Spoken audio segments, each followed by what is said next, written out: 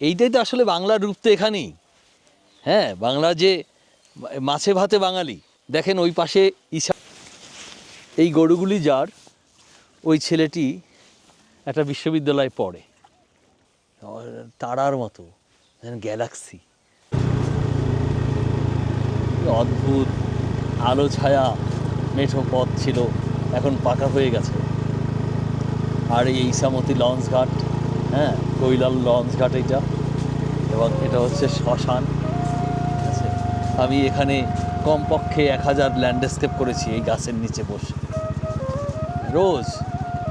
হ্যাঁ, কেবল বুঝতে চাইতাম ছবি কী জিনিস। হ্যাঁ, তাহলে ওরা সবাই চেনে। জি জি, না না সাংবাদিক না, আমরা শিল্পী মানুষ, স্রেফ কাজ করি। হ্যাঁ হ্যাঁ, ছবি আছে না, ছবি আঁক করা আর কি, ছবি আঁকি, হাতে রং দিয়ে ছবি আঁকি। ঠিক আছে, ভালো থাকেন।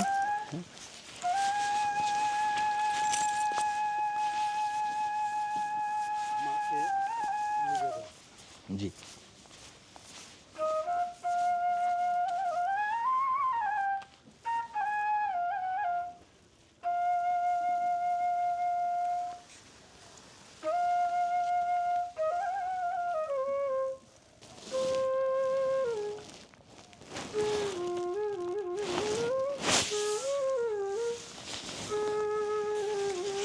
এই গরুগুলি যার, ওই ছেলেটি একটা বিশ্ববিদ্যালয়ে পড়ে। ঠিক আছে, এবং ওই যে আসছে, ও বায়োলজিতে লেখাপড়া করছে একটা বিশ্ববিদ্যালয়ে। ও, আমি ছবি আঁকতেছি, ও আমাকে বলতেছে, গরুগুলোকে বলে দিয়েছে ওরা আপনাকে ডিস্টার্ব করবে না, আপনি যেখানে ছবি আঁকবেন তার পাশ কেটে চলে যাবে। কি অদ্ভুত কথা, এবং তাই করেছে, আমার থেকে পাশে নেমে তারপর যেতে। কাকা ভালো, এই যে আপনার কথাই বলতেছি। হ্যাঁ, ও আমি ছবি আঁকতাম, উনি বলে দিছে গরুগুলোরে যে পাশ দিয়ে যাবা, আমার ডিস্টার্ব না করে। হ্যাঁ, এই সেই ছেলে, ওই বিশ্ববিদ্যালয়ে লেখাপড়া কেবল কমপ্লিট করলো। হ্যাঁ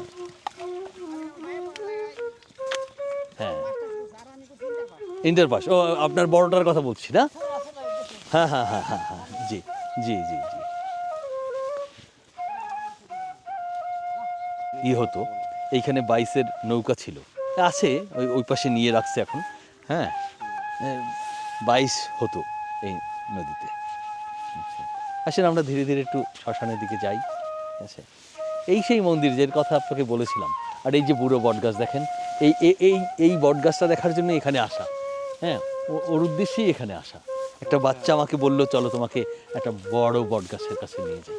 তা আমার গাড়িতে চড়ে ও আমাকে এইখানে নিয়ে আসলো, এসে দেখলাম সত্যি একটা বড় বটগাছ। খুব অদ্ভুত সময় গাছটাকে। তাহলে এরকমের মহিরুহ তো আমাদের নেই, সবই কেটে ফেলেছে।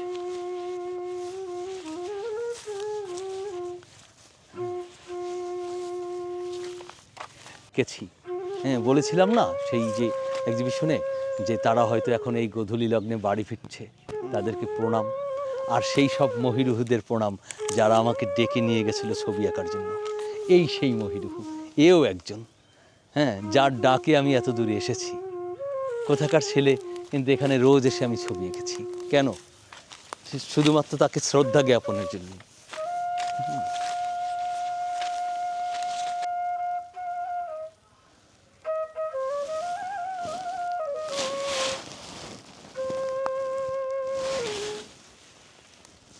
শ্রদ্ধা।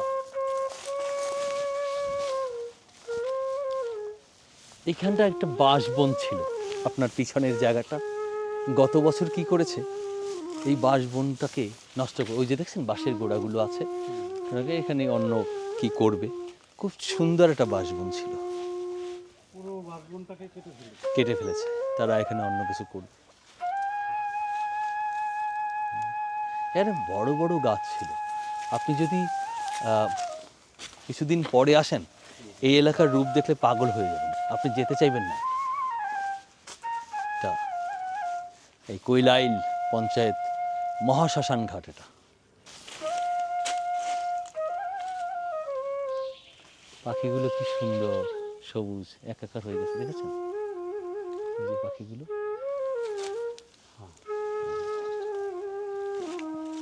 পাখি আছে, ব্যাপক পাখি আছে।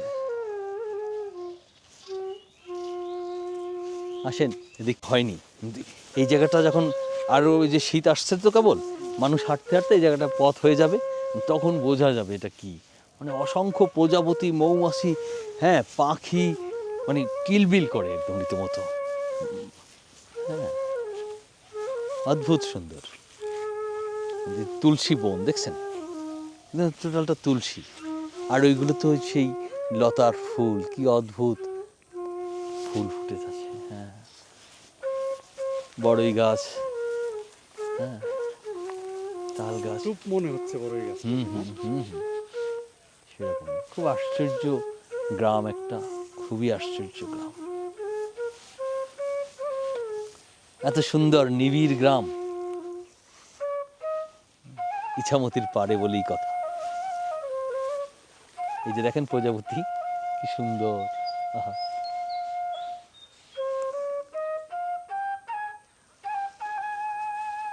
আসতে পারেন আর একটু সামনে, এদিকে অনেক বড় দিঘি আছে। হ্যাঁ, এটা হচ্ছে ওই যে ইটের ভাটা, তো ওরা নষ্ট করেছে জমিগুলোকে।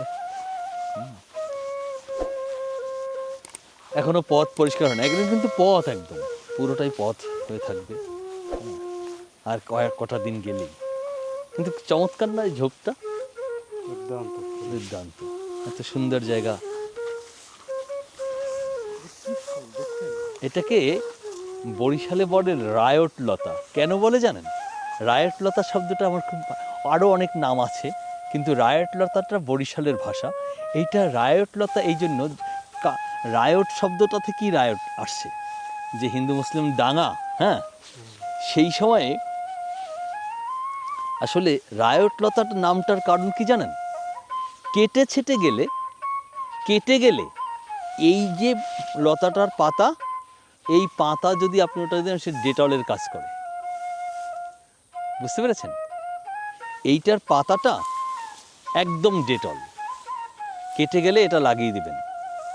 প্রকৃতির। হ্যাঁ, এটাকে রায়ট লতা বলে এই জন্য, যে কেটে, রায়টের মানে রায়ট মানে তো কাটাকাটি, তো কেটে গেলে এটা দিয়ে। ওই যে দেখেন বাবুই পাখির বাসা, দেখেছেন? এটাকে ক্লোজ করুন। হ্যাঁ,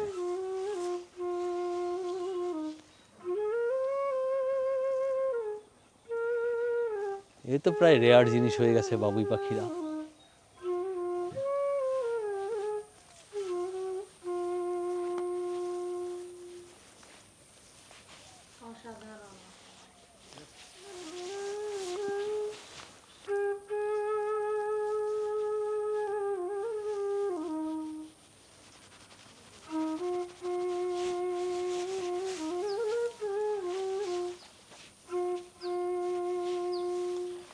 পাশে রেখে আমি কখনো কখনো ঘুমিয়েও গেছি, জানেন, একদম ঘুমিয়ে যেতাম ছবি এঁকে।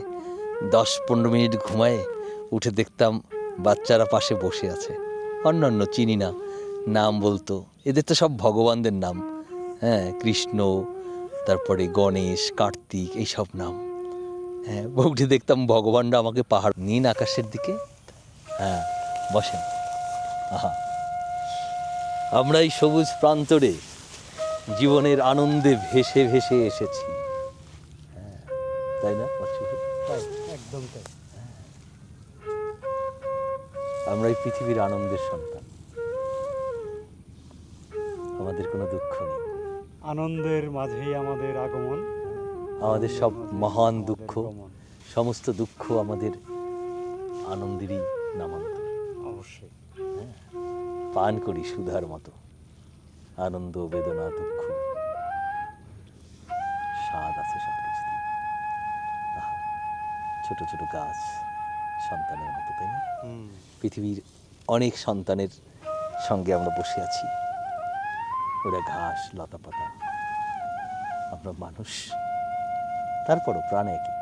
একই তো প্রাণ, একই আমি প্রাণ। তো কোনো ডিফারেন্স খুঁজে পাই না। আপনি কি পান এই যে কখনো? সবুজ পাতা, এই যে আমার কিডনিতে যেমন সমস্যা হয়েছে, ওর একটি পাতা নষ্ট হয়ে গেছে, সময় এসেছে ওর পড়ে যাওয়ার, ঝরে যাওয়ার।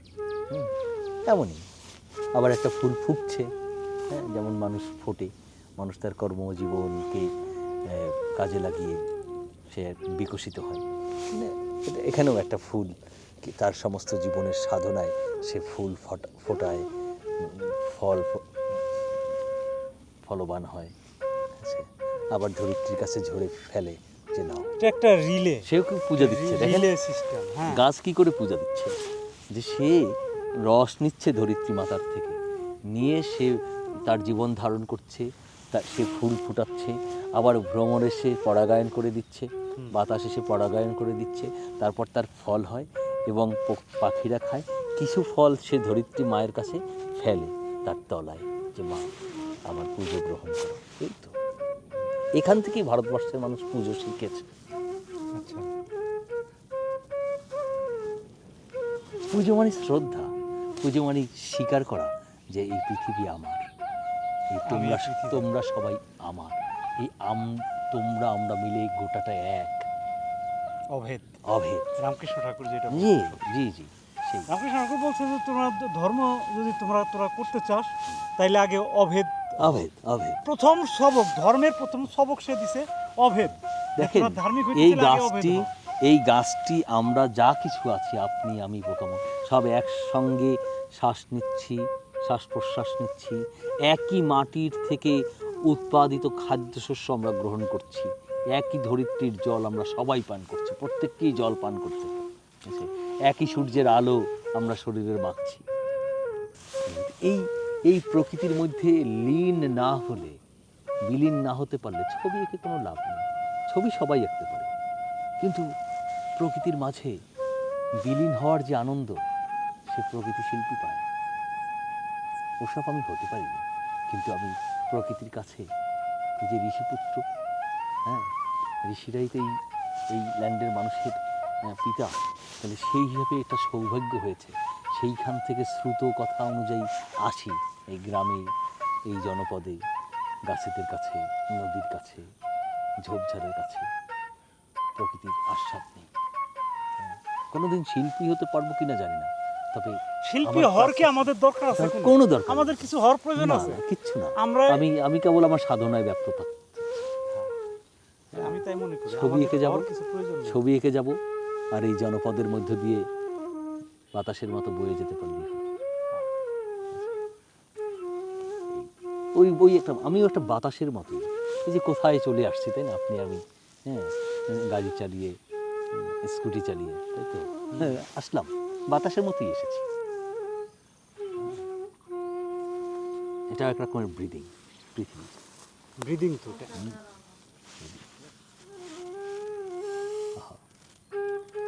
এখানে কোনো কথা চলে না, এত এত নির্মল প্রকৃতি এখানে, এখানে চুপ করে, হ্যাঁ, দুজন মানুষ অনন্তকাল একটা গাছের মতো বসে থাকতে পারে। হ্যাঁ, এরকমই। দেখছেন ঠিক কেমন একটা, যে মাথার সিথির মতো একটা পথ চলে গেছে।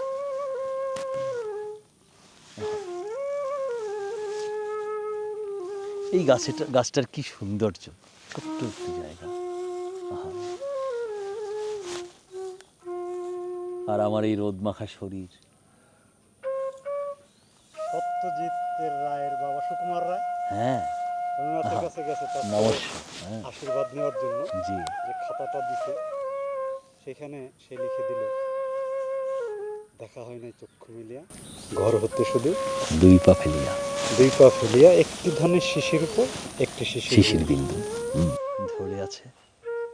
আর যতটা কাছে আসেন না, কি চমৎকার, হ্যাঁ, এত এত সুন্দর, হ্যাঁ, তারার মতো, গ্যালাক্সি, তাই না, পুরো একটা মহা, মানে পুরো একটা গ্যালাক্সি ধরে আছে সে, অদ্ভুত সুন্দর এই নদী, হ্যাঁ, এই সামুদ্র, আহা, কি অপূর্ব দৃশ্য দেখছেন। এরকম জায়গায় দাঁড়াতে পারাটা এক জন্মের সৌভাগ্য। এই তো প্রাপ্তি পৃথিবীতে, আর কি দুঃখ থাকে কোনো? এই যে পৃথিবীতে আসছি, এরকম একটা দৃশ্যের সামনে দাঁড়িয়েছি, আমার গ্রাম, আমার দেশ, আমার জন্মভূমি, আমার মাতৃভূমি, এই দেশটাকে কি করছে এরা বলেন তো? কেউ জানি না, ঢাকার এত কাছে থাকে, শিল্পীরাও জানে না এত সুন্দর গ্রাম আছে। বলে তুমি তাই এই গ্রামে যাও তুমি? হ্যাঁ যাই, চলো যাই। আসে না, আর একদিন যাবো না মাসুদ ভাই, আর একদিন যাবো না। মাঝখানে কয়েকটা ছেলে জুটেছিল, ওরা বছরখানেক আমার সাথে কাজ করেছে। ওদের ইচ্ছা ছিল, পরে আবার এই যে কমার্শিয়াল কাজ টাজ করতে গিয়ে আবার কোথায় তারা একটু, দেশটাই এটা কেমন হয়ে গেছে। এই দেশ বিনির্মাণের কাজ তো করতে হবে আসলে। হ্যাঁ মানে এই আমাদের সমস্ত অর্জনকে ধূলিসাৎ করে দেওয়া যাবে না তো। পিতা প্রপিতামহ, হ্যাঁ এদের অর্জন আছে না, এই মাটি তো তারাই মালিক। তো তারা আমাদেরকে যে দেশ দিয়ে গেল সেই দেশকে লণ্ডভণ্ড করার অধিকার আমাদের নেই। আমরা তো তাই করছি। টিকবে না, সে টিকবে না। ঝড় আসে, ঝড় চলে যায়। আচ্ছা আচ্ছা। হ্যাঁ ঝড় আসে, থাকবে না। এদেশে সুন্দর মানুষ আছে তো, যারা ছবি আঁকবে, যারা লিখবে, কথা বলবে, গাইবে, গান বাঁধবে, ঠিক আছে, সে মানুষ এখনো আছে, জন্মাবে, না থাকলে জন্মাবে। কিন্তু এদের হাতেই দেশ ধ্বংস হয়ে যাবে এমনটা হবে না। দেশ গড়ার কারিগররা সবসময় থাকে। হ্যাঁ শুধু একটা স্রোত এসে, এক একটা সময় এক একটা স্রোত আসে, সেই স্রোত এসে দেশটাকে আবার তৈরি করে দিয়ে রেখে যায়। মানে জঞ্জাল পরিষ্কার করার হ্যাঁ করার জন্য এক একটা গ্রুপ আসে, যেমন রবীন্দ্রনাথ আসছিল, নজরুল আসছিল, এক একটা সময় আসবে, আবার আসবে। এই গাছের নিচে বসে আমি এখানে বসে ছবি এঁকেছি জানেন, মানে আমার খাবার টাবার এখানে ছড়ানো থাকতো, ঠিক আছে। আমি এখানে আগরবাতি জ্বালতাম, দুপাশে আগরবাতি জ্বালিয়ে কেন জ্বালতাম জানেন? একটু অনেক সময় দুর্গন্ধ থাকে, ঠিক আছে, জ্বালতাম। আবার এই বাচ্চারা দেখতো একটা সাধনার মতো কিছু চলছে, আমি সেজন্য জ্বালতাম, কোনো স্পিরিচুয়াল বিষয় না, ঠিক আছে। আবার মানে এই আগরবাতি জেলে একটা মজা হয়েছিল কি জানেন, যে আগরবাতিটা যতক্ষণ জ্বলবে আমার ওয়াটার কালার পেন্টিংটা তার মধ্যে শেষ করব, বুঝতে পেরেছেন? সেই জন্য তো ধরেন আগরবাতি নিভে যাওয়ার আগেই আমার একটা ওয়াটার কালার করা হয়ে যেত। হ্যাঁ খুব সুন্দর। আর এই গাছটা উপরে ধরেন, দেখেন কি মজা, ধীরে ধীরে উপরে আসেন, কি আলো ছায়া, কি মায়াবী গাছ এরা। হ্যাঁ এটা কি চমৎকার আলো ছায়ার গাছ, খুব অদ্ভুত। আর এই যে পাতা ঝরার শব্দ, এও গাছেদেরই কথা। হ্যাঁ এই গাছেদের কথা, কিন্তু এই পাতা ঝরা শব্দ না কেবল, এই গাছেদের কথা, ভাষা।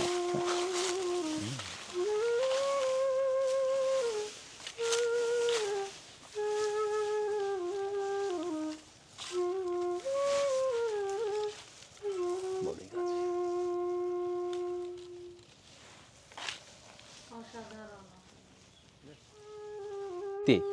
জানুয়ারি দিকে এখানে ছবি আঁকতে আসি, তখন পাগল হয়ে যাই। এখানে চারিদিকে ধনিয়া ফুল, সরিষা ফুল উঠে যাওয়ার পরেই ধনিয়া ফুলটা আসে, এবং এদের বাড়িতে ধনিয়ার স্তূপ থাকে, তাই না মা? হ্যাঁ একদম মৌ মৌ করে ঘ্রাণে, বুঝছেন। আমরা নিশ্চয়ই যদি সুস্থ হয়ে যাই, সুস্থ তো আপনি আসেনি এবং সুস্থ থাকবেন। জি জাস্ট একটু প্রবলেম হয়েছে, ওইটা মেরামত করার জন্য যাচ্ছি। ঠিক আছে, ডোন্ট ওয়ারি ব্রাদার। ফিরে এসে আবার এই বাংলার এই চড়াচড়ে আবার ছবি আঁকবো, আবার আমাদের কথা চলবে, অবশ্যই আমাদের জার্নি থাকবে অব্যাহত, ঠিক অবশ্যই আছে। এই আশা রেখে আমাদের এই অনন্ত জার্নি চলতেই থাকে। এই জন্মভূমিকে প্রণাম জানিয়ে আজকে ফিরে যাচ্ছি। কি সুন্দর।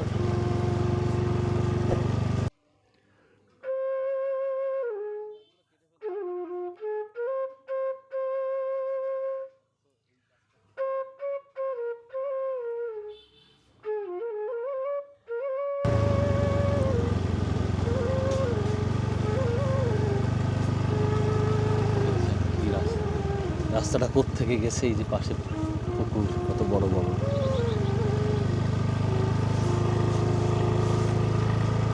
কত বড় মাঠ।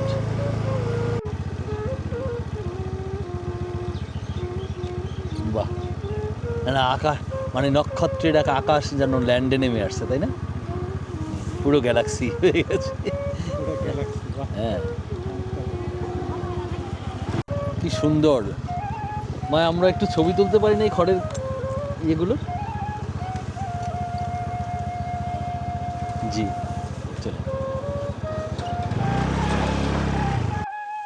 কত সুন্দর মানুষ এলাকায়। জি, না না, এই যে মায়ের সঙ্গে কথা হচ্ছিল।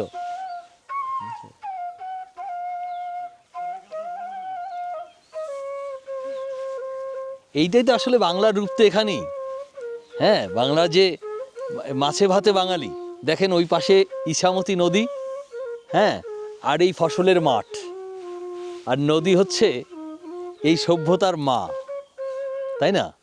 তো এই নদী পলি ফেলে এবং জল দেয়, শস্য হয়, এবং এই যে ধান তোলে মানুষরা, এবং এই যে খড়ের গাদা, এ তো প্রমাণ, তাই না?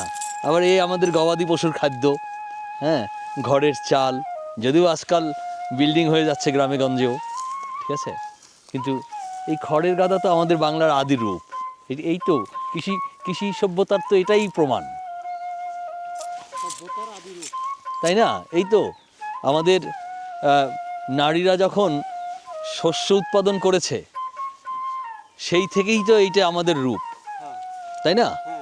এই খড়ের গাদাই তো আদি সৌন্দর্য আমাদের গ্রাম বাংলার বা এই জনপদের। ওই দেখেছেন গোবর স্তূপ করে রেখেছে, সার, গোবর সার এরা জ্বালানি হিসাবে ব্যবহার করে, আবার জমিতেও দেয়। আর যখন ধনিয়া চাষ হয় এখানে, তখন তো পুরো গ্রাম ধনিয়া ফুলের গন্ধে মৌ মৌ করে, তাই না?